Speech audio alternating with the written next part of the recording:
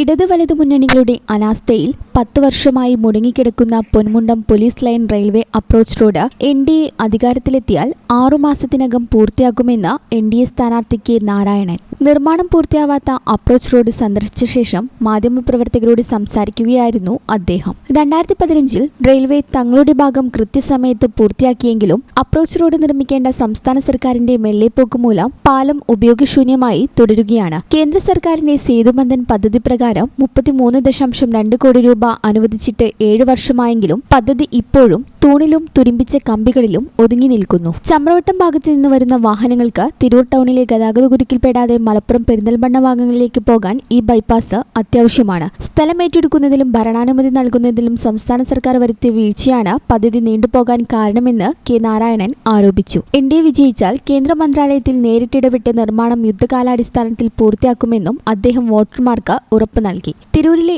ആദ്യകാല RSS നേതാക്കളുടെ ഭവനങ്ങൾ, തിരൂർ കോഓപ്പറേറ്റീവ് കോളേജ്, പോത്തന്നൂർ ശ്രീ വേട്ടക്കാരൻ ക്ഷേത്രം എന്നിവിടങ്ങളിൽ സ്ഥാനാർത്ഥി സന്ദർശനം നടത്തി. പര്യടനത്തിൽ രമാ ഷാജി, CV നരേന്ദ്രൻ, V ഭരതൻ തുടങ്ങിയ പ്രമുഖ NDA നേതാക്കളും അദ്ദേഹത്തോടൊപ്പം ഉണ്ടായിരുന്നു. ഈ ചാനൽ ന്യൂസ് തിരൂർ.